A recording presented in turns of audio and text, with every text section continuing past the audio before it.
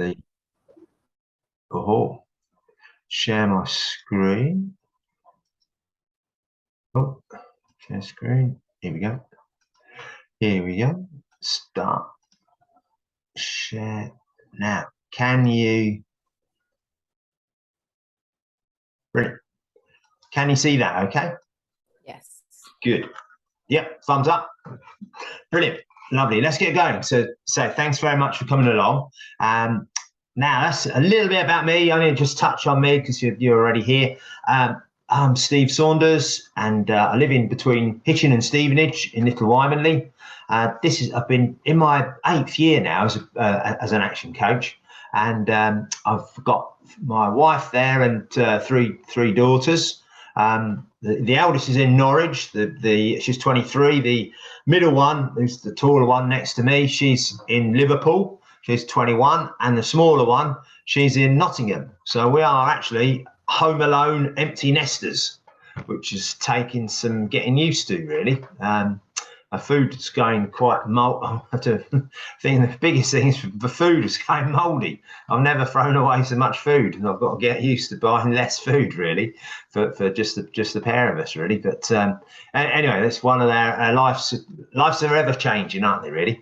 That's us down below there with me and some of my clients. This is from a good few years ago, probably about 4 years ago. And I've still got 1, 2, 3, 4 of them I still work with from there, which is great. Oh, hang on, what's going on there? Go back.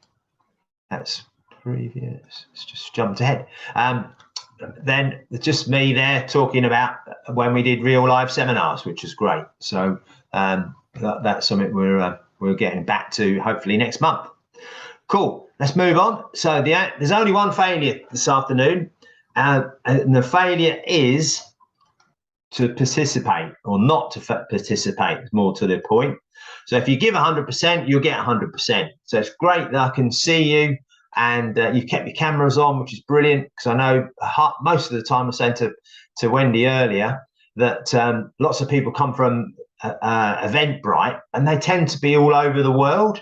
I've had people from Japan, the Philippines, Australia, America, Sweden, Germany, all over. And most of them go on the dark screen and muted. So you just don't know whether they're there or not, really. So thanks very much for sharing the screens with us. It's great to see some real people. I know we're not quite there, but at least it's better than staring and talking at a blank screen. Now, hands up if you're going to participate. So that's like a question that I need. It's not a rhetorical question. When do you put your hand up, Adrian? No? Come on, put your hand up. Put your hand up. I'm sure you're going to participate. Now, bear in mind, if you're not changing, you're not growing. And I said earlier that about our family is changing, really, and it sort of moved into a different direction.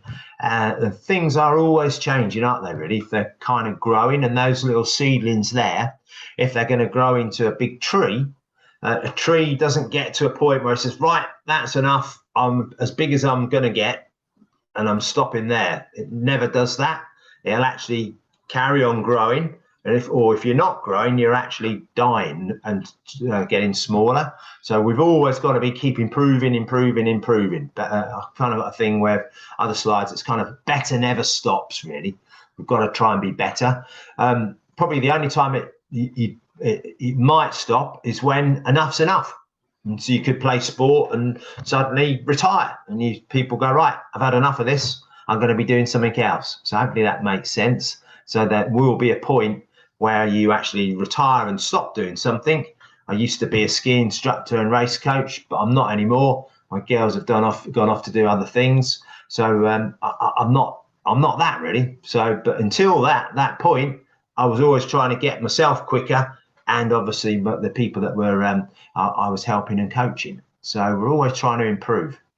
Now then, in here, there's a couple of things here, the change curve, if you like. And really, this is kind of came across. We first started using this really when COVID came across.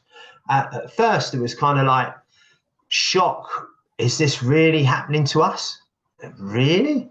And then there's a bit of denial creeps in, doesn't it? And then it's like, well, I'm sure this is not really going to happen to us, for sure. And then as we sort of dip down into that curve, we start frustration, anger. Well, why is it happening to us? We can't. We haven't signed up for this. And people getting very frustrated with how their lives have changed, really. And then some people have fell into quite quickly and understandably into a depressed state, really, and a lot of depression. And then probably, hopefully, the people that came out the other end were accepting the situation.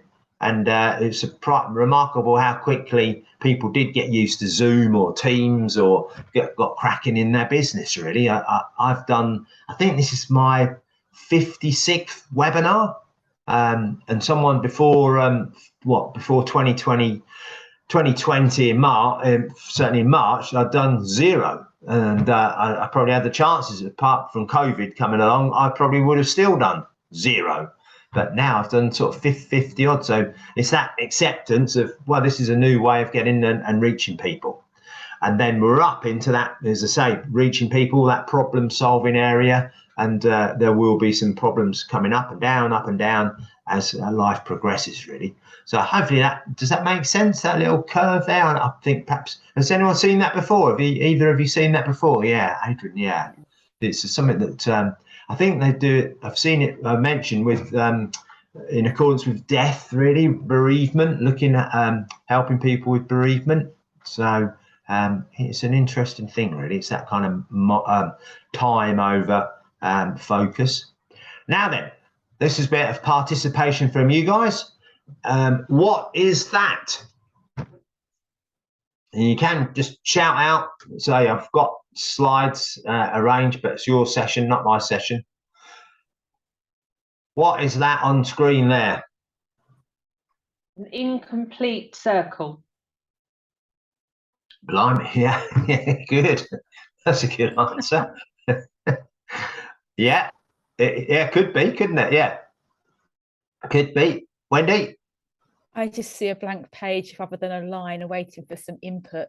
Oh, right, a line. Cool. It is a line, in fact. So it's a line, and we think this is for a sort of mindset slide. This is a line of choice. So you can choose whether you want to be below that line or above the line. Now, certainly below the line, you're probably looking at the acronym there, BED. People will blame other people. I know certainly in the past I've had slides where we had Donald Trump, North Korea, Brexit, all these things that we could blame on the screen coming up, really. So they're things that we could use as a blaming mechanism, if you like. Excuses there. It's probably not quite as bad as blaming, because blaming, you're usually blaming someone else and passing responsibility across to them. But excuses, you're probably actually trying to shine a spotlight and perhaps get someone else into trouble. Sorry, blame is getting someone else into trouble. Excuses is you, really, isn't it? So a great excuse for sort of youngsters probably is, oh, the dog ate my homework, or the cat was sick on my homework, or some reason why. And what's more of an adult excuse that you hear most of the time, or what's a common excuse? My alarm didn't go off. Yeah, that's a good one. Yeah, oh, my alarm didn't go off, so that's why I'm late. So the alarm didn't go off. Great one. Any others? One of mine things sticks in my mind. I was going to say, it's a bit of an excuse sometimes, but not, is that people say, I haven't got the time. Yeah, they haven't got the time. That's a great one, isn't it, really? Oh, I haven't got time. I didn't have time for that. And I remember in the early days, my coach would say to me, oh, so you haven't had time, have you, Steve? And so did you watch any television last night? Did you have any tea last night? Did you go to sleep last night? Yes. Well, you had time for these things. You just chose not to do what I wanted you to do, didn't you? And it's like, well, when you say it that way, yes, it's true. Everyone's got the same amount of time, haven't they? They can choose how you want to spend your time, for sure.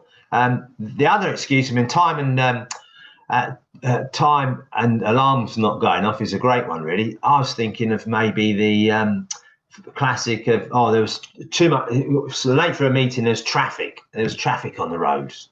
Oh, there was a lot of traffic today, and you think, Well, well, the more modern one is I've had IT issues. oh yeah, that's a better one. Yeah. So yeah, a bit of an IT issue. Oh, so literally, you just kind of steaming into the room, flick your computer on, and expected everything to go bang, working. Whereas it's not. It's often not the case, is it really? So you've got to be ready for things. So yeah, no, two good ones. Traffic, a good one. Time and alarm clocks, and IT issues for sure. And denial's probably the worst one of the three. And that's, I'm sure we've met people that are thinking they're doing a really good job, but they are blaming other people or making excuses, really. They don't kind of realize what's going on. They're the ones that are probably worst in that kind of three examples there in the pecking order. Now, we need to be thinking about being as above the line as much as we can. So really, human beings, we're responsible for our actions. So we don't fly south when it gets cold, like a geese or some sort of ducks and birds and whatnot that fly south. We certainly don't swim upstream like a salmon going back to their spawning ground. So we don't do that. So we are responsible for our own actions. And then the next level up really is accountable. So we are held to account for certain things. So have either of you got a really good example? What would you say the difference between being accountable and being responsible? So they're quite similar, aren't they, really? I think. But what would be how would you explain the difference? Because I'm really looking for a really good explanation. I've not come across one yet. I didn't put the dishwasher on, and that's, you didn't take responsibility. So I will put the dishwasher on, and I'll make sure I do it by 10 o'clock. And then so that's being accountable, saying, oh, this is what I will do. And then if you don't do it, you said, someone would say, well, you did say you put it on by 10 o'clock. So, Yeah. Therefore you're accountable. Yeah, no, brilliant. I love that, because it's that time element, isn't it? Really, you've put the time on it, so being held to account. So it could be, well, yeah, I'm responsible for putting the dishwasher on. Okay, well, when's that then? And you go, well, what, 10 o'clock tonight? By then. So that's nice one. I like that. I'm going to make a note of that. Time, pinch that idea. Thank you very much, Adrian. Moving on up. The next level there is ownership, isn't it? So actually, I used to tease people when I did training. I used to be a training manager at the Symphony Group. It's a big kitchen manufacturer based up in the north. And I do the training and ask people around the room and say, oh yeah, who is it? Who do you work for? And they all, 99% of them all said whichever company they work for. So they would say, oh yeah, well, I work for Wren, I work for Jewson's, I work for Ridgeons, I work for Planet Furniture, or blah, blah, blah, whoever they were. But I'd take great delight and say, no, you don't. You should be working for you and your family. You just happen to have a paycheck that says whoever it is. If you're working for someone else, and if you're obviously got your own business, then you are ultimately taking ownership of your own business, aren't you, really? So I've always kind of had that mentality of, well, I do things for me and my family. The fact that whoever's actually paying money into me, then that's it's by the by and has changed throughout time. So does that make sense? That sort of ownership of making it happen? Does that make sense? Yeah, nodding away. So to carry on the analogy, the dishwasher needs salt and it needs dishwasher after rinse. Oh yeah, liquid. Yeah, the after rinse. So to have ownership, you'd make sure it's maintained. Yeah, and it's your responsibility of owning that. You'd actually make sure, has it got the right things? Is it working? Is it being kept clean, and is it being kept up to date? For sure. Yeah, no, great one. So responsible. I'm going to put the dishwasher on. Not sure why we're on about dishwashers, but anyway. Well, I used it because it's a nice, simple one to understand. Yeah, Everybody should put the dishwasher on. it's a nice one, isn't it? It's a 20. It's a new world problem, isn't it? Really, or a first world problem. Well, absolutely. The dishwasher's not been loaded up properly. So that'd be a good excuse, isn't it? Oh, I don't know how to put the dishwasher on because I can't load it properly. But yeah, I like that. So it's dishwasher on at a set time, and then whoever's in charge is actually going to make sure, right? Yeah, is it plugged in? Is it connected to the water? Has it got the right? You have to put a tablet in there for sure, and then has it got salt in? Has it got water, rinse aid? The rinse aid is the thing, and that's what the liquid rinse aid. Brilliant. I like that. Thank you very much for that. Dishwasher. I might use that in part in future. Good stuff. Now, interestingly, on this slide, really, below the line is reasons why things don't happen. Yeah. So really, I've blamed someone else. I'm making excuses. I'm generally living in denial. Whereas above the line, we're looking at results of things actually happening, and we can then measure those results. So in effect, probably on the result side, we're looking at energized people that are positive and proactive and going to get stuff done. And that's kind of happening internally. So internally, they're ready to get things moving and they're energized. And I'm sure on the flip side, you've met people that are on the downside and sucking your energy out, aren't they? Really, I know. Can I add something to that? It's quite interesting that you've highlighted in red or in bed. So you make your bed and you lie in it. In other words, do nothing, inactive. Yeah. But the one at the top, you've got or, which is activity, moving forward. Yeah. Or it's kind of on the bit where we get taught is, or you're like steering your own ship. You've got the control over the oar of the ship. So you've got activity and you're doing stuff, really, for sure. And bed is a great one, really. I would often say, well, I'll tell you what, why don't we, and just being silly, really, but so I'll tell you what, why don't we just go back to bed, stay in bed for the rest of the day or for the remainder of the week and see what happens to our business. Oh, lovely. You think, well, after a while, you might get away with it for a day or two, or a week or two, maybe. But I'm sure after a while, you wouldn't really have much of a business if you're a job if you're just lying in bed all day long. So that's a sort of analogy, really, isn't it? There, that bed. So if that makes sense, let's just sort of do a sense check then. On a score out of 1 to 10, 10 would be you're smashing the ownership, accountability and responsibility, and then 5 would probably be on the line, and then 1 you'd be, well, I'm living in denial and making excuses and blaming loads of other people. How would you score yourself? What's the day? Thursday. How would you say you've been this week on a scale of 1 to 10 for being above the line or below the line? Just there's no right or wrong answer. I can't come and quiz you on it or anything. I can't decide who. It's just in your mind, really, what you've been thinking. So what do you think? Well, I would say if you was talking about at work, I'd be about a 9 on the brilliant. But I'd have to say that in some more personal things, when I'm not at work, I could probably be lower down than that, as into the blame and excuses as to why I've not done something. That's interesting. Yeah, good one. So you'd be. So it depends on. So mine would depend on where I am, what I'm doing. Yeah. Got you. So you're a 9 at work, say. Yeah. So put it this way, I could be a 9 at work, but if it comes to putting on the dishwasher, I could be about a 2. A 2.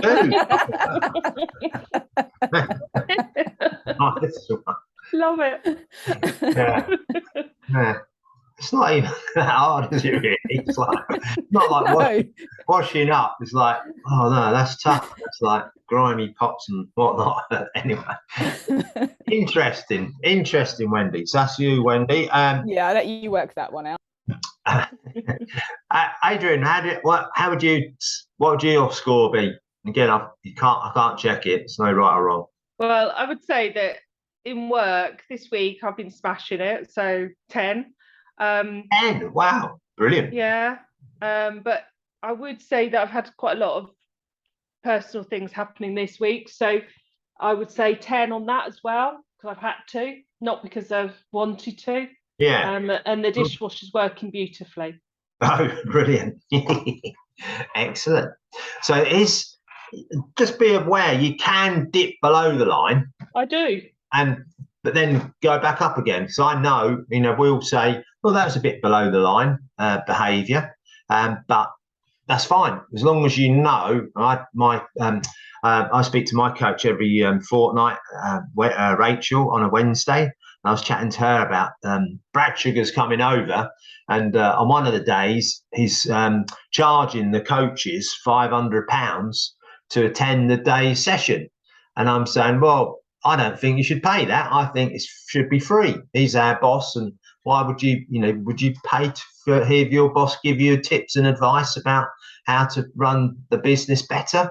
I don't think so, really. But anyway, but I know that they're not going to change that. That's how it is. So I'm below the line, but now I've got that off my chest and I'm back above the line, really. So it is a varied thing, really, isn't it? It's quite a good thing of whether it's an internal or external. So hopefully that helps. I will be, I forgot to mention earlier, but I will be sharing the slides with you both. Yeah, once we finish. So feel free to jot anything down that if you want to. I'm making a few little notes on dishwasher analogies, which is interesting for an ex-kitchen manufacturer. So that's a good one, close to my heart, the dishwasher analogy.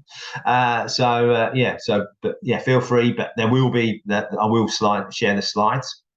Now then, this is the next little formula we've got. It's a formula for change. So Brad there is saying that the biggest risk you can do is to do nothing. So at least at times it's like make a decision, do something, get moving with what you're doing. So our formula for change, and this could work across anything really, is D times V, excuse me, plus F should be greater than R. So have you got any ideas about that as a formula? And the answer is probably no, because I'm sure I don't think it's not something that you're going to be taught at school, that's for sure. So any ideas what the left-hand side, as I'm looking at on the screen, the D, V, and F needs to be more powerful, or more pressure, more weight, more influence than the R. So the R is a separate entity, really. So that we want to get things to change, so the balance shifts. So we're looking to get the D, V, and F higher and more powerful than the R. Does that make sense? So any idea what the D would be? What would be a good D word for change? Desire. Desire, yeah, that would be a really good one. It's not in this one, but it could well be. Could well be. Have you got another D word?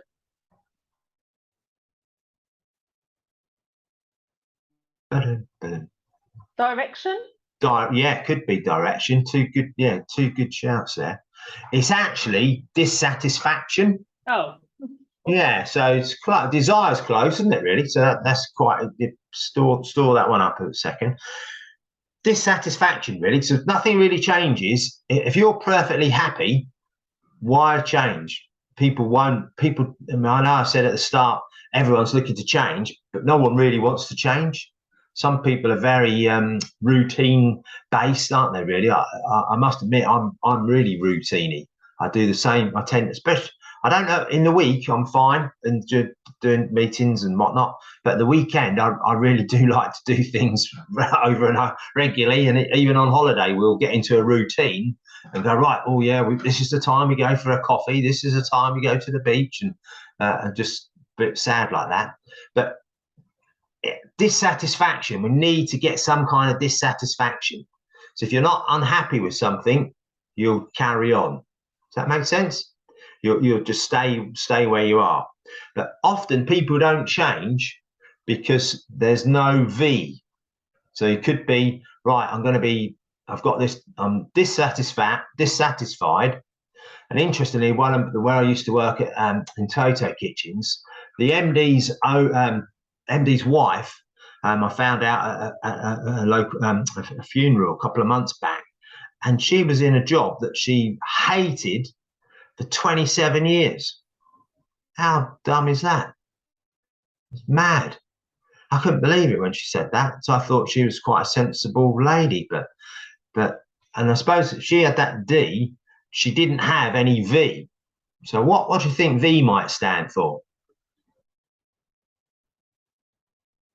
So they're going to change. So I'm unhappy with this. Vision. Do you say vision?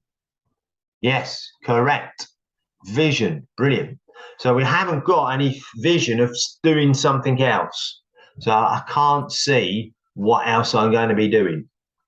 So when I joined in Toto Kitchens, it was a brilliant company to work for. Everyone knew what they were doing. It was fantastic.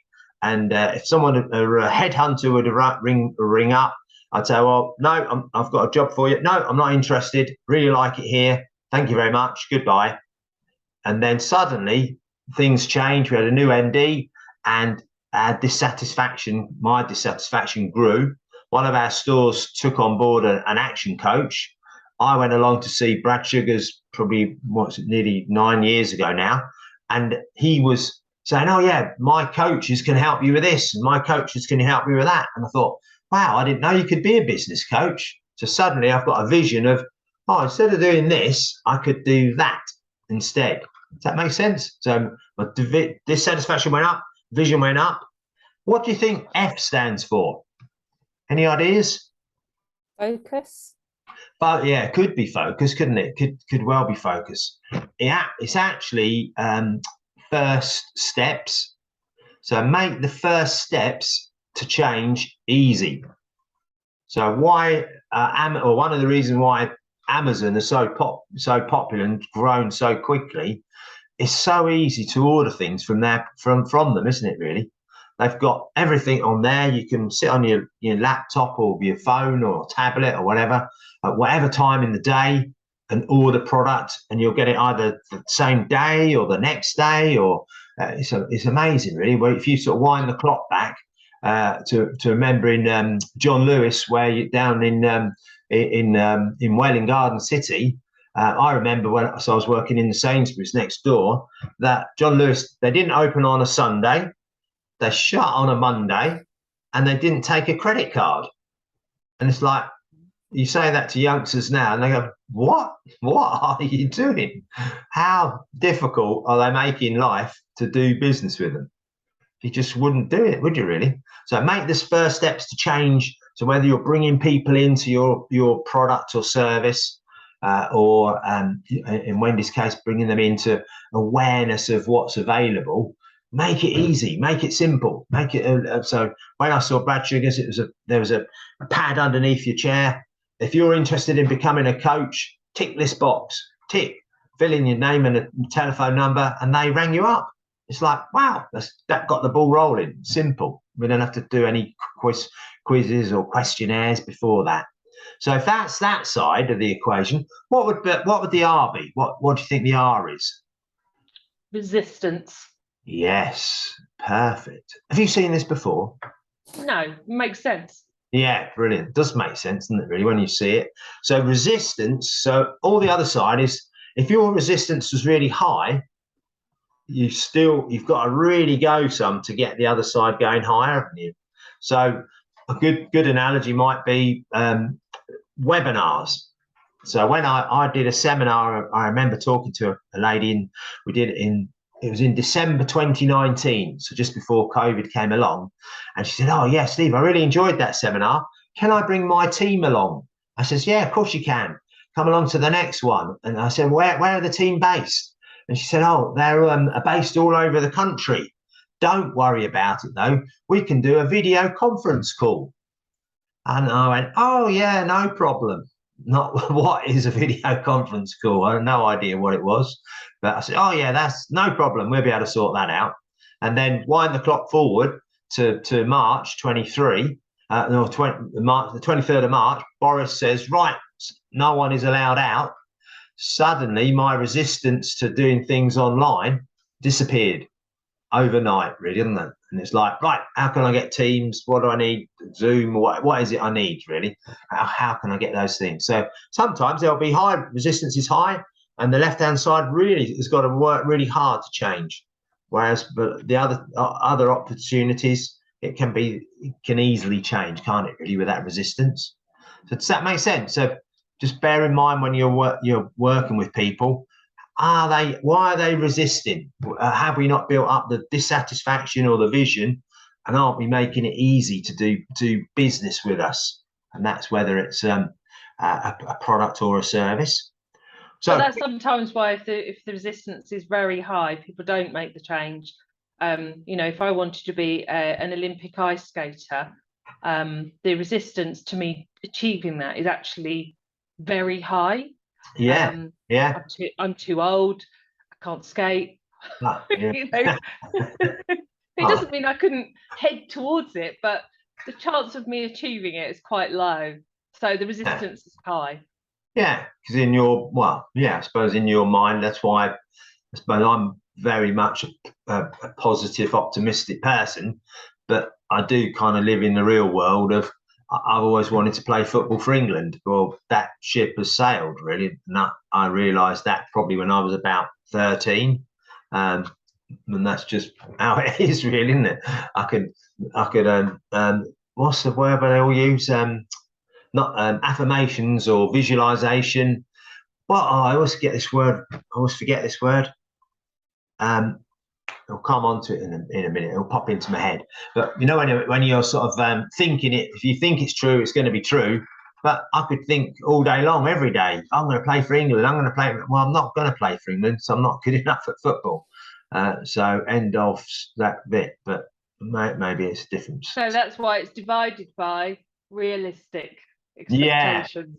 Yeah. I suppose what's realistic, and when does realistic kick in, isn't it, really? Yeah. You know, if you're a young, when your children are younger, you know, they say, "Oh, yeah, I'm going to be this. I'm going to be." I bet if you said to your mum and dad at the time, I said, "Oh, I'm going to be an Olympic ice skater," they would have said, "Of course, yeah, no problem, go for it. Right, where's the nearest ice rink we can get you going to?"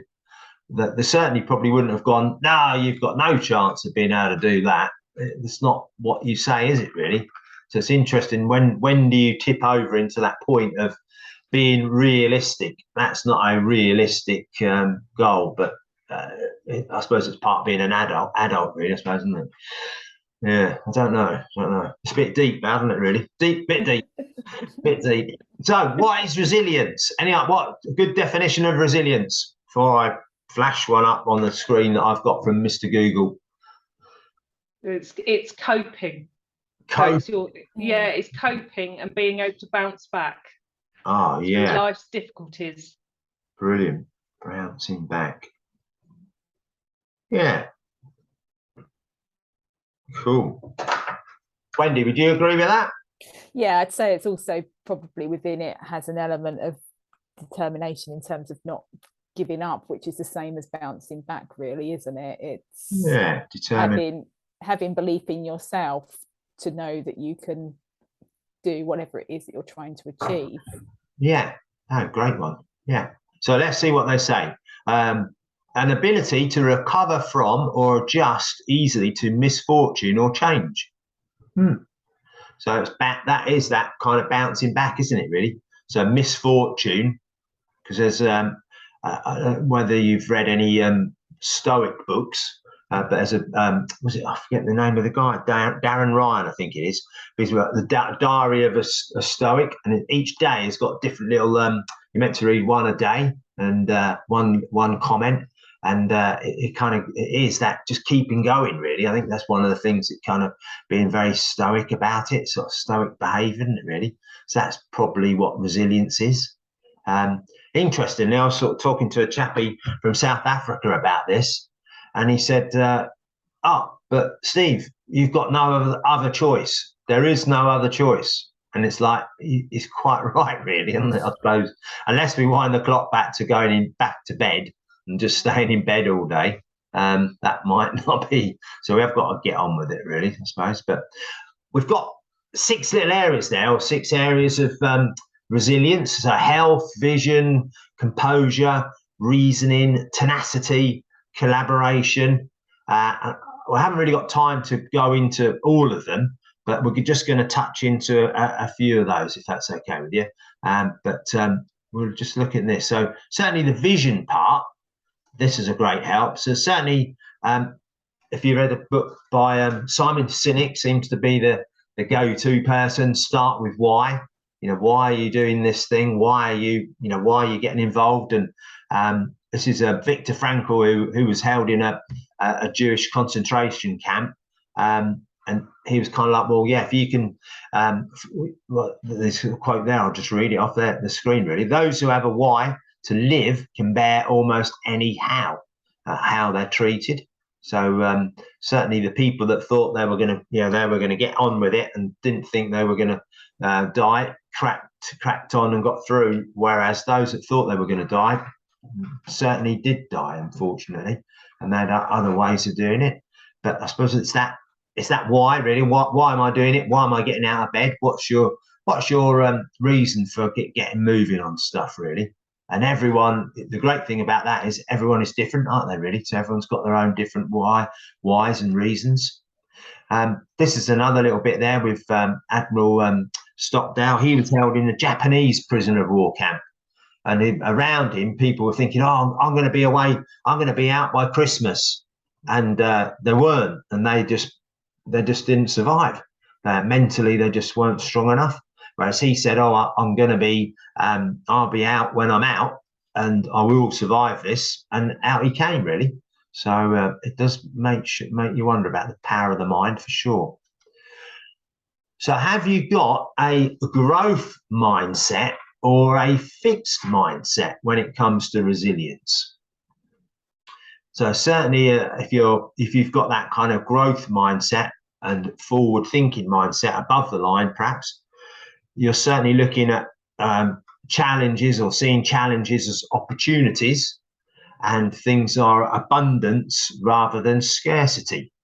So certainly when things change, and the economy has definitely changed at the moment, there will be opportunities and there is still abundance. Even it annoys me really when they say, oh, we're a 5% reduction in in a marketplace. Well, that means there's still 95% of that market to go for.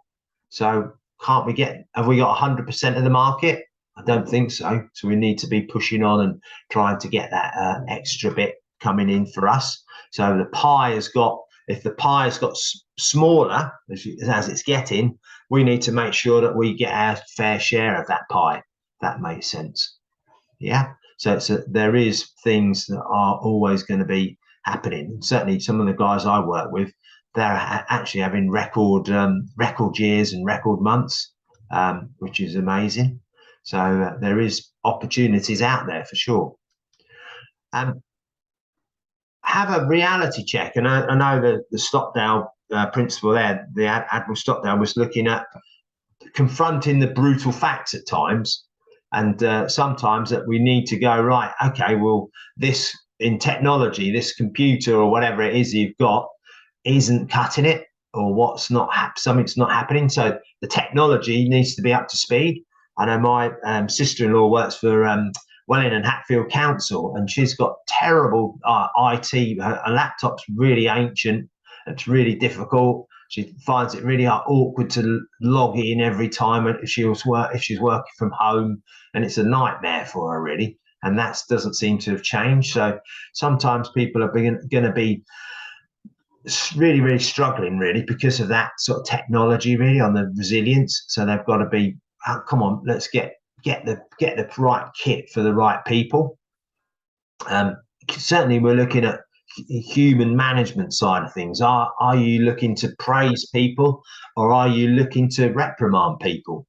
I know certainly from my experience. I didn't have anything to do with my first two daughters passing their driving test. First time, I might add. And then the third one came along. And unfortunately, in COVID, I ended up needing to do some driving around with her. And it was really interesting that if I started the lesson by saying, "Oh, that was a really good, oh, I like the way you changed gear there. That was really smooth. That was really good. All positive things. Oh, I like the way you went around that roundabout. That was really good." Guess what her driving was like? It went up. It went well. But if I flipped it the other way and just started saying, "Oh, that's terrible, terrible. Charlotte, what are you doing? What are you playing at? What's going on?" Suddenly her mindset was just drifting completely the opposite. So it was really interesting to see when I was negative, her driving actually got worse. And when I was positive, surprise, surprise, her driving got better. So isn't that interesting? So when you are with people, you want to be praising things they do well. So praise good behavior, and you should really be looking out for things that people are trying to catch people doing things right rather than catching people doing something wrong. It's a slightly different. Hopefully you can see the difference between the two. It's definitely works, really. Definitely works on that one. So certainly some of the things that are happening now mentally, for sure. I mean, social distancing. Some people are very, very cautious still of not coming out and networking, or they're very keen to do work from home. How many days do you work from home, Wendy? Are you how many times in the office, and how many times do you go into? Well, I've always had sort of like a role where I work from home anyway, Steve. So but I'm never at home permanently. I was at a network event just yesterday, but now it's a mix.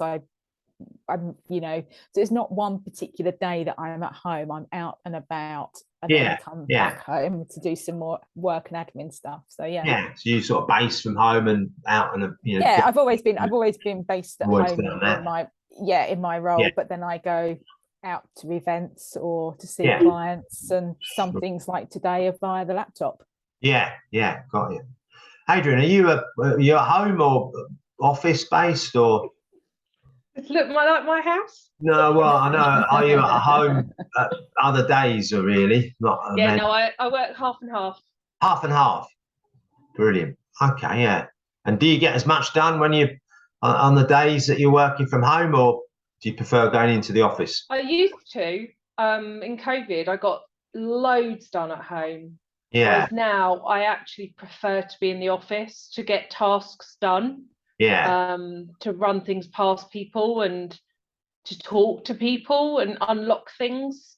Things move faster forward. If I've got a lot of typing, or kind of sit down and ignore everything, then it is just fine at home or in the office. I actually get more done in the office. No, it's interesting, isn't it, Charlie? Now it's good to get that. Sounds great. Thanks for that. Because it's that mix, isn't it, really? It's like the outcome.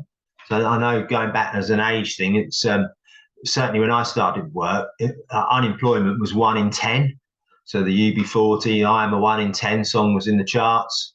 And it was really, if you got a job, if you had a job, wow, you're 1 in 10% of people are unemployed. Which is a different sort of seems weird now, isn't it, really? But then it was kind of like, I'm in work, boss. I'm in work. I'm here, like early morning, and then in the evening, still here, boss. Yep, still working. And you think, well, actually, you're just spending time at work. What exactly are you doing? And it's probably that doesn't mean productivity just because you're in the office. No, exactly. Productivity is a different kettle of fish, and it took a long time for senior managers that I employ, so they're under me, to actually trust people. So I was quite willing to trust everybody, but they found it quite difficult, because they're like, but they won't log on when they need to, but they won't be doing our work. They'll be putting the dishwasher on. But they weren't. And sometimes they did go and walk the dog, but actually that's really healthy. Go and walk the dog instead of stopping and having a coffee and chatting in the kitchen. Go walk the dog. Yeah. No, I think you're right there. You hit a really good word there. Trust, isn't it? Really, it's that. Do you trust your work for your team to be doing the work? And really, I've got a lady that or a company that makes calls for me, and do I, what I want really from them is appointments. So I want some appointments. I don't care how many calls they make. They could make one call, get one appointment. I'll be happy with that. I don't know how many calls they're making. I'm not really interested. I'm just based on that outcome, really. Are you getting me appointments? If you are, yes, brilliant. If you're not, well, then it's like digging deep into how many calls are you making? When do you make the calls? Have you got the right numbers, or trying to get the right people, etc., etc. So it's good that we are a lot more outcome based, aren't we? Really, rather than just time. It's getting things done. Really, is what we want. Really, and certainly there's some areas there, isn't it? The social distancing, feeling alone, virtual meetings. I think people want to know that if you're employing people, they want to know you care, that someone cares about them. Everyone wants someone to feel as though, I get the feeling they care about me and what I'm up to. Certainly when I was in Toto Kitchens at first, we had this new MD. I thought, oh, great. He's lets you get on with things, and off you went, and that's brilliant. I never heard from him for ages. And you think, he really trusts me to get on with this. But interestingly, after a period of time, looking back on it, I was thinking then, actually, do you know what? He doesn't actually care about me. And that soon went into my mind. And guess what? He didn't actually care about me at all. He just cared about himself. And that's the impression. That's when you have to catch people doing things right. Is if you're then checking in with somebody and going, hey, that was a really great thing you did there, and somebody goes, oh, so they actually know that I'm alive, exactly. They feel valued. And sometimes it is a case of that went wrong, but what have you learned? What can we learn from this? And so people are really interested that you might not speak to them from one week to the next, but as long as when you do, it's worthy. Yeah, exactly. So he's probably my worst boss. And then my best boss was always saying, he always wanted to, I always felt included in what promotion should we do for our kitchen offer. And usually, guess what it was? A free dishwasher. So the dishwasher comes back. So we drive around the country together, chat. Oh, yeah, right. Oh, yeah, let's have a free dishwasher. But which kept me included in the debate. It wasn't always the same, but and he always looked to say, thanks very much for your effort, or thanks very much for doing a good job. And I think that's really important to say, that you can look back and go, yeah, well, he was really good because of this. He was really bad because of X and Y, really. So it's and it's that feeling, isn't it? If you people don't think you care about them, that's the thing. And we often talk that the people that get paid the most money on the planet are looking after lots and lots of people, and that's the real skill, isn't it? Really, people management rather than actual doing tasks. Let's move on. So I'm anxious of the time. We've got a formula for success. Be times do equals have. So which bit do you think we'd look at first? The have, do, or be? There was a clue there. Well, have. Have, correct. So we'd start out, where are you looking to get to? So what do you want to be at? Where do we want to go? And then we'd be looking at, okay, what do we need to do to get there? And what kind of person do we need to be? When we spoke earlier about being determined and being having a good self-belief, that would be, so there's two parts to it, isn't it? It's that belief and what type of person you are. So if you want to be a marathon runner, I want to have that gold medal for a marathon. Well, what do you need to do? Lots of running, lots of eating the right food, lots of sleep, lots of relaxation. And then what kind of person do you need to be as well? So there's doing and being. So we spend time really with the doing part. So what can we do to get better? what should we do, what do we like best or next time? And then also on the flip side is, what kind of person are we looking to become and be? Does that make sense? Yeah, no, I can't hear you. Yeah, it does. Yeah, brilliant. Super. Right, what's stopping us really, and so from doing these things at times is probably fear, isn't it? Really, what things are we scared of? What's holding us back? What? I hate public speaking. Public speaking. Oh, so do I. Do you? Yeah, I'll avoid it at all costs. I probably shouldn't say that as Steve's recording, but yeah. I've got to go and present in 2 weeks' time, and I'm already getting anxious about it. I've got to do 5-minute introduction, and anyone would have thought I'm going up to do a tap dance on the stage at the London Palladium. Yeah, it's a common thing, isn't it? Really, common thing. I've got a good little thing, a good tip for you there. If you join Toastmasters, have you heard of Toastmasters? Yes. Toastmasters International. When I first joined Action Coach, and I've kind of done training, and I don't really mind talking in front of people.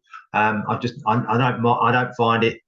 I'm nervous, but I heard a presenter say, "Oh yeah, I get nervous, but my butterflies fly in formation." And I thought, well, that's a great analogy. So I suppose my butterflies are flying in formation. But Toastmasters really helps. It was really good. I found it really useful for my listening skills to really tune in and listen to people. But you have a really good opportunities of speaking.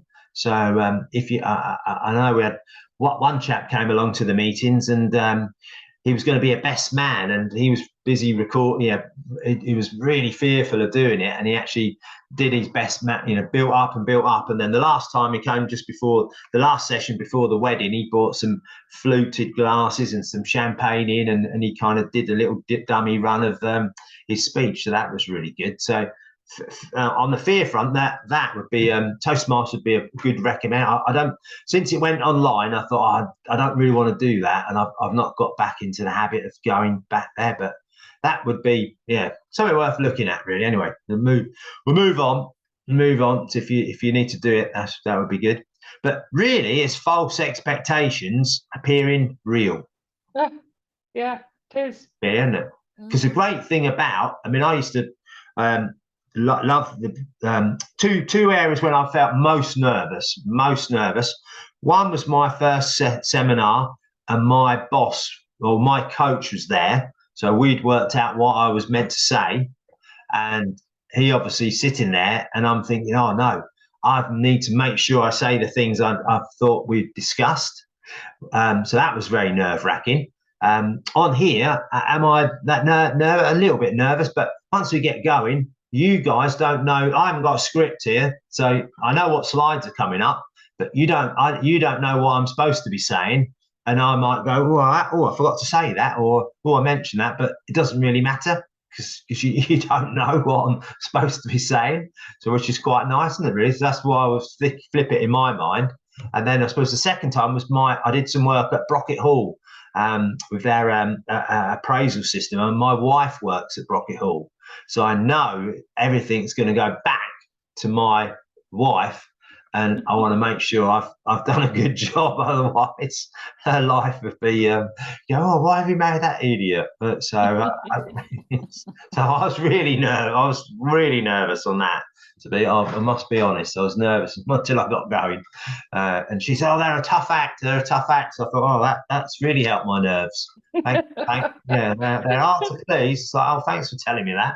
Husbands and wives are like that. They're your reality check, aren't they? Yeah. Oh, that's going to be hard. Yeah, you're going to struggle there, but hopefully, yeah. I thought it went okay. So anyway, yeah. So it's in your mind, isn't it? Really, all these sort of scary movies. That the worst ones are ones where you don't see the monster. As soon as you see the monster, it's like, is that it? Is that what I was scared of?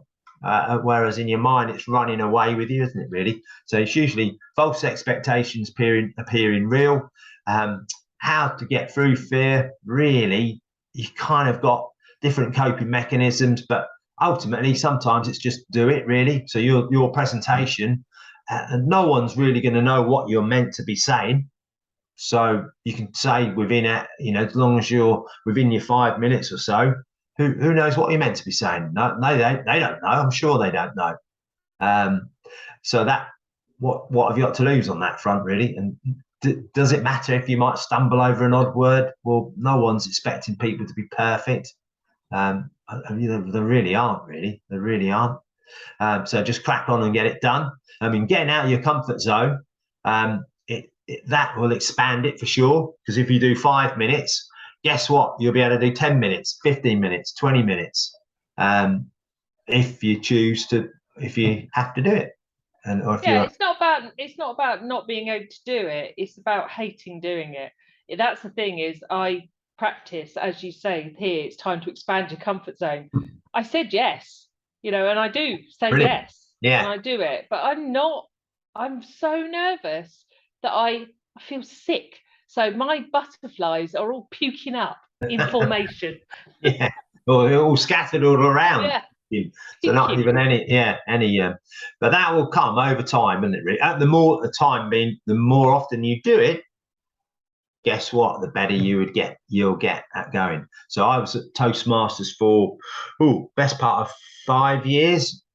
Guess when I went in, I wish I had a recorder, because it was quite interesting. So when you see people when they came, because I've been there that long, you could see people coming along day one, and then day 2 years in, 1 year in, 3 years in. It was amazing seeing the transformation. So I do miss that, actually, to see them recover, just grow. And guess what? The more you do something, the better you get. And I said I love skiing. These are some skiing shots, and guess what? The more you ski, the better you get. And interestingly, it's all graded in runs. And if you go off piste and jump around, or if you race training, like I used to coach race training, and you are guaranteed to get better, because you do need to turn now, rather than on a slope. You could go, well, I'll just turn whenever I fancy it, really. It's nice big open space. I don't know whether you two have skied. Are you two skiers or no? I'll move on swiftly. it's not very, but suffice to say, there's levels. The higher up you push yourself, guess what? When you go back to the lower level, it feels really easy. So again, once you've done your 5 minutes, doing a little elevator pitch for 60 seconds should feel fairly pretty easy, shouldn't it, really? Maybe. Maybe. Now then, this is a little other thing. We're just a little bit behind schedule, but we'll just crack on if that's okay. Are you okay with that, you two? Who can carry it? Yeah, I've got another 5. Yeah, it's fine. About 5. I think I've got about 5 minutes. I'm in no rush. It's not. I've got nowhere else to go. Behavioural change. This is our identity iceberg, really, and you're kind of looking at above the line of the iceberg. We're seeing our actions, decisions, and behaviour, and that's generating our results. So we can actually see that. Yes, if you're a salesperson, how many calls you make, or how many appointments you have, what kind of sales pitch you do they turn into sales, yes or no? You'll see results, and we can see all above that. But below the line, we can't really see those things, can we, really? So skills. So starting with skills, so some things we can are easier to change or to help and to grow. So skills are learnt over time. If you put time, energy, and effort into anything, you will get to a level at it. So you said about ice skating. If you spent every Saturday afternoon ice skating, eventually you'd get pretty reasonable at ice skating, for sure. It's not that difficult. You can stand up and walk.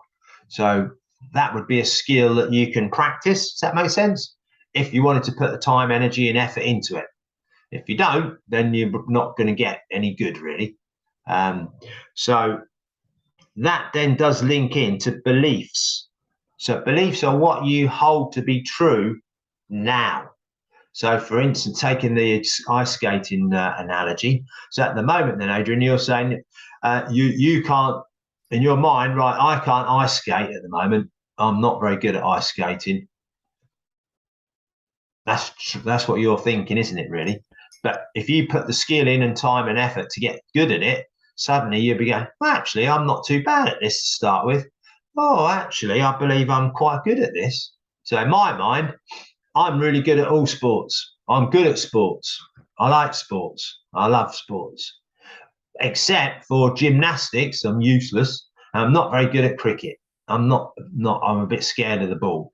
But everything else, football, rugby, tennis, ice skating, I can do. Rollerblading, yep. Roller skating, yep. Do all that, yep, no problem. Skiing, snowboarding, I'm there. So in my mind, my belief is that's what I held to be true. I'm a sports person, and that's sort of built up over time. But whether it's true or not, it's all relative, isn't it? Really, depends on how good is good. And then the next level down is kind of things values. So for me, I'm working with people that have got similar values. So, based around really sort of honesty, integrity.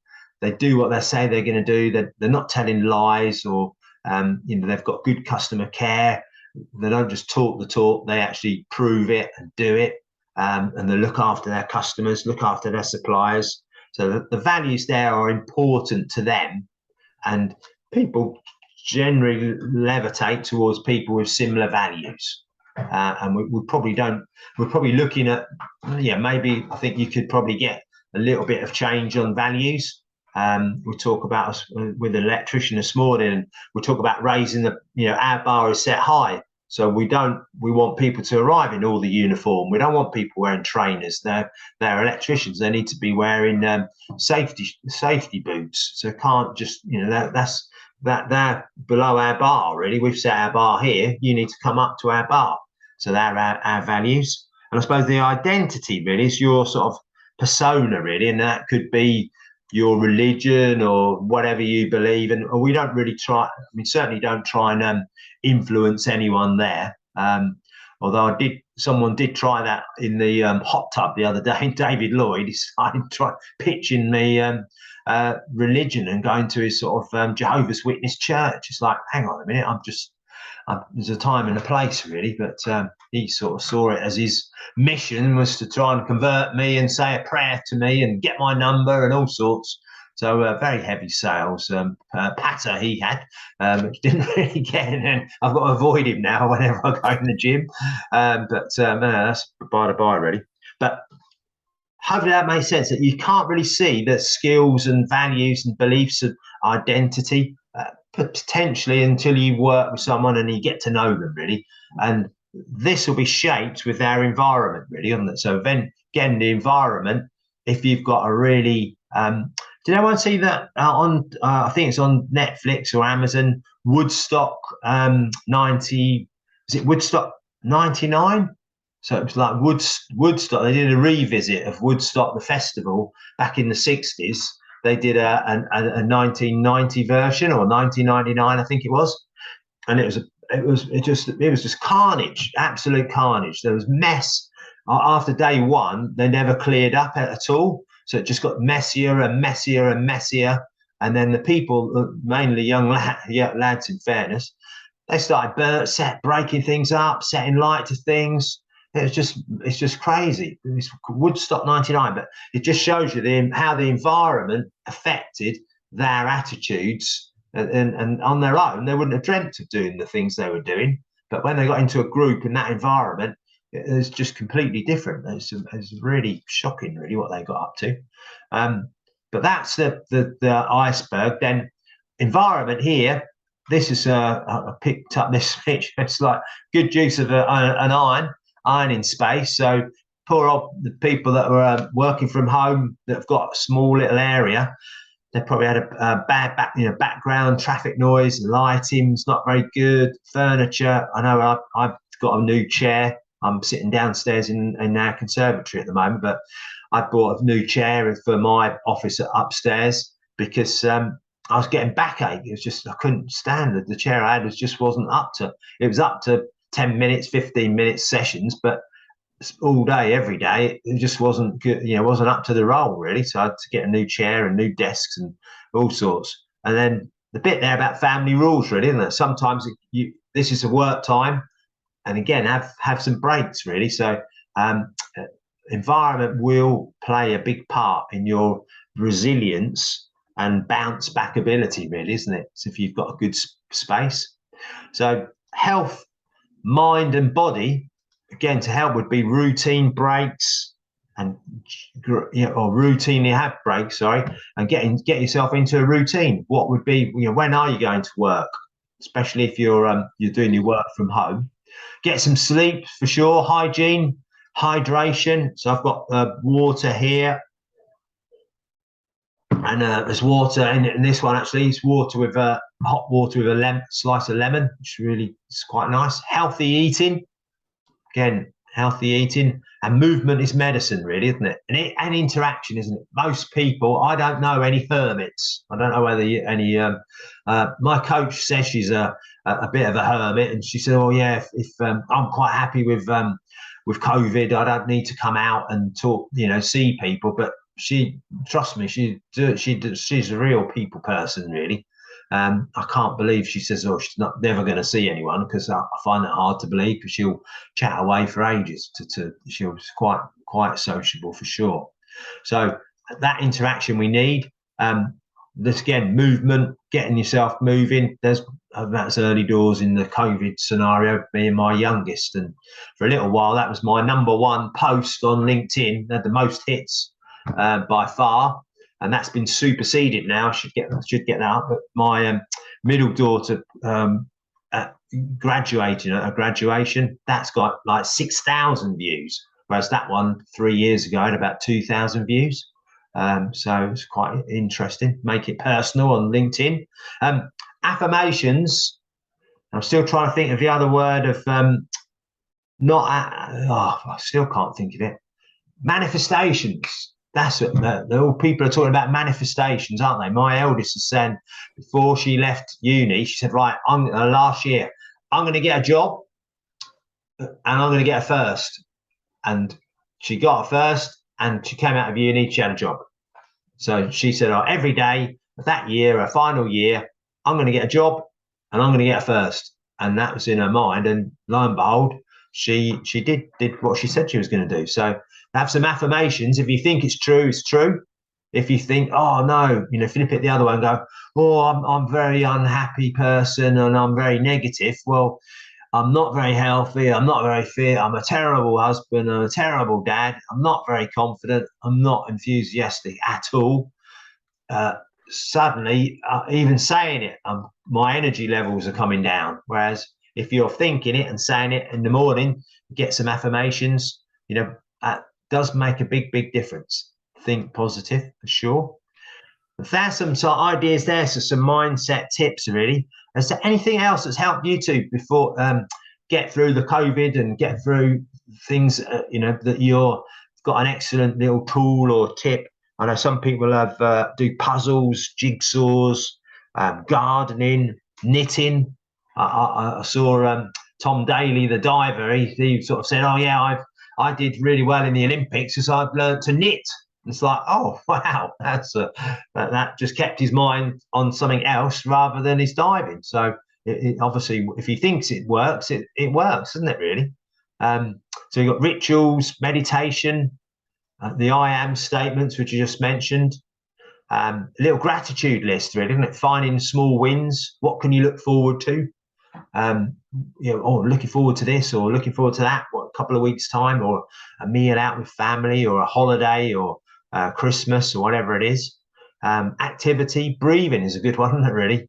Breathing, just breathe in and out, slowing your breathing down really does help, and especially for when you're doing talks in front of people, just get your breath back and get breathing. Music, podcasts, reading, learning and growing, so learning new skills. IVVM is like idealization, visualize. So work out your ideal world or ideal week, our ideal day. What does a good day look like? And then visualize it, verbalize it, and materialize it means take action. So I know when if you've read the Secret, the book The Secret, so you can meditate and things will appear. Well, you do need to take action, don't you? Really, you can't just unless you're Uri Geller, you can't, some kind of magician. You can't. I can't get. I keep thinking, well, yeah, red Ferrari. Well, one's not going to pop onto my lawn next door to me with just by thinking about it. I need to be doing some stuff to get that red Ferrari if that's what I wanted to get. And sometimes no news is good news. So I tend not to look at too much news because I know that the big news you will get to know. We're in Turkey, and lo and behold, yeah, we found out that the Queen had passed away. So we just got to know that. So if it's really big, things will happen, won't they? Really, you will get to hear about it. But I don't go on to the news all day, every day, because usually it's just going to bring you down, isn't it? Really, bring you down for sure. So is there any other mindset tools that aren't on there that we haven't mentioned that you think, well, that's a good thing that mindfulness. Mindfulness, yeah. So what? Yeah. So when you say mindfulness, what? Just elaborate a little bit on that. You do the disassociation and reassociation. So I am not my body. I am not my mind. I am not my thoughts and my feelings. I am I. Ah, yeah. Mindfulness. Yeah. That's a good one. That's quite common, isn't it? Really popular to do that. Another one I've got there, I just should have said. Have you got one, Wendy? No, it's just I had a different take on the mindfulness as to, I sort of like say it's like about concentrating on what you're doing and being in that moment and not thinking any further ahead. Yeah, I like that. Good one. Yeah, I like that a lot. I think in my mind, mindfulness is being present, and I want to be present with people. Yesterday I was at networking, and this is just going totally off. When we're on our phones, the amount of people that are wandering around holding their phones, walking around at meetings, and they're just not present really, and it's a real bugbear of mine. I mean, we're at a networking meeting yesterday. People are doing the 60 seconds, and some other people are on the phones. We had a guest speaker. They had a guest speaker at this group, had given up his time to come and present to people, and people were still messing about on their phones. It's like, well, just leave your phone alone. If it's that important, just go. Don't be in the meeting then. And then, it's just, I think it's rude, isn't it? Rude, and it's just mad, really, because you've got to be focused in the now, isn't it? Really, so you can't control. The past is the past, isn't it? Really, that's done. I can't control the future, but I can certainly control the present and our now, can't we, really? And I suppose one I'd flip onto there would be kindness. That's one of my affirmations. Try and be kinder rather than be judgmental on people. Be kinder. That would be a nice one. So any questions? This is the last sort of slide. And do things that make you happy within reason. Yeah. You know that, a little bit of something that makes you happy is good. So, it could be you think, well, I can't do that because, it'll give you guilt or whatever. But, if you fancy a little bit of chocolate, have a bit of chocolate. Don't make it a big deal. If it makes you happy in that moment, have it. And then, sometimes it just is a simple thing of going and giving somebody a cuddle. So give to somebody else. Give your time to someone else, and then that will make you feel better and you feel happy that you've helped someone. Brilliant. Yeah, time and helping. I think it comes back to what you're saying earlier about the why you're doing something. If you've got to question it, and it comes back to what you're just saying as well about making you happy. If you don't like doing something or you don't enjoy doing it, why are you doing it? Yeah, I mean, I think within reason, I know people are, you can only do whatever you like, and that's life's not quite like that, is it really? Because suddenly I think you can have too much of a good thing. You know, if you said to me, I love skiing, and you said, right, okay, I've got to ski every day.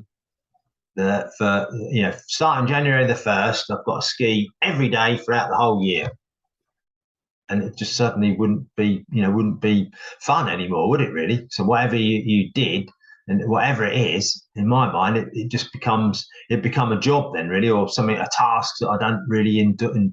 Whereas there needs to be some light and shade, really. I think we need to get that that happiness, really. So I like the idea of what you've both said there, really.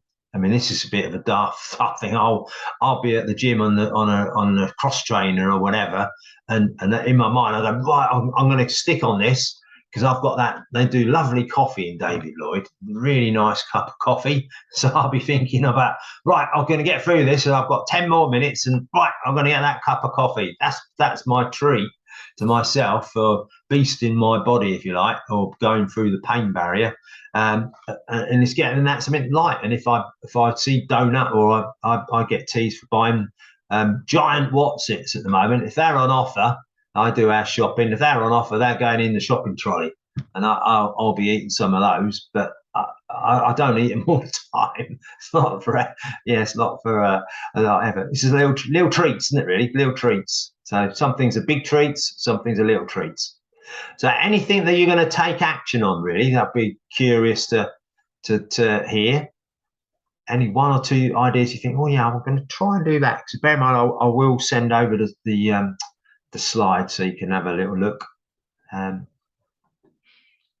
I'm going to actually use some of your slides with my staff, because I think it's quite nice having that discussion about responsibility and things like that. Is actually that would be quite nice for them to kind of consider that, that they're trusted, and what do they do with that trust, and see how they measure up, for themselves, not for me to check them.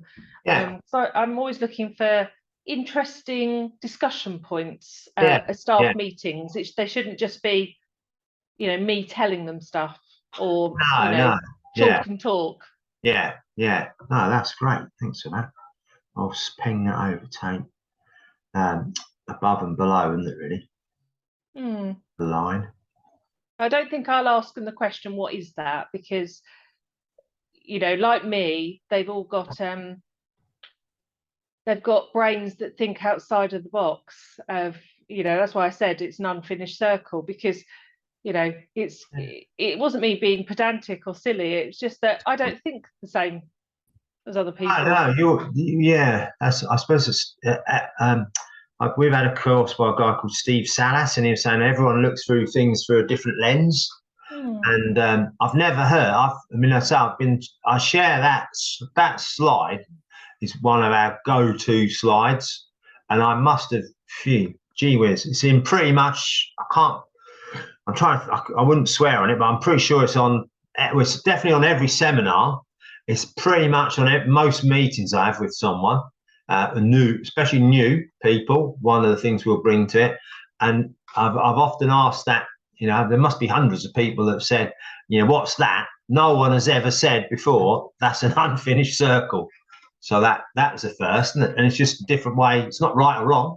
It's just a different way of looking at something, isn't it, really? It's really well, that's right. Really, it's not wrong. But, no, it's not right or wrong. There's no. The thing is, if you don't set the boundaries of thinking, which you didn't, then I can think whatever I want to think. Yeah. You could go, oh, it's a flattened snake, or it's a whatever, or it's like I know what it is, because I'm like aiming to get there, really. But for sure. Cool. All right, brilliant. That's great. And what I've got is there's a little thank you for coming along today. I've got a little next level assessment quiz. It's about 10 questions, I think it is, and it just says, well, what should you be looking at for the next few weeks, few months, really? And then you do get a little report that comes back saying, oh, perhaps you should be focusing on these elements. So it could be team, and there's some points there. So you will get some hints and pointers. That it's not, you have to talk to Steve again to get some more ideas. He'll tell you what not to do. we're very much about what can you do. So again, these are things you can do to take action. So I really like the fact we're called Action Coach. It's not let's talk about it, pontificate and decide and then suddenly do nothing coach. It's very much let's take action. So my guys I see and girls will be, okay, well, we've done a lot of talking. What are you going to do now? What's your action points? What are the action points are you going to be cracking on with really before we meet again? So I apologize for running over, but it's great. So thank you very much for your participation. I think it's always the way, isn't it, really? If there's a big group, no one really, not many folk do want to say anything, really, and I can rattle through this. Honestly, it does take an hour. It is an hour, and I've done it in an hour, no problem at all. Yeah, no, the participation's been brilliant. I've really enjoyed the session, so it's great to see you. Great to finally meet you, Adrian. So I know I'm sure you've been along on some other, your name that's familiar on webinars and whatnot, I'm sure. But yeah, no, great to meet you, and great to see you again, Wendy. It's always good to see you. And you, Steve. The Growth Hub is brilliant, super stuff. Keep up the good work. Lovely. Have a good evening, and Thank you. I'll send that link over and the slide to start this evening, and then I'll be wrapping up. And please feel free to give us a shout, and if you've got any questions, please feel free to come back to us. Good to see you. Thank you. Bye. Take care. Bye. Thank you. Bye.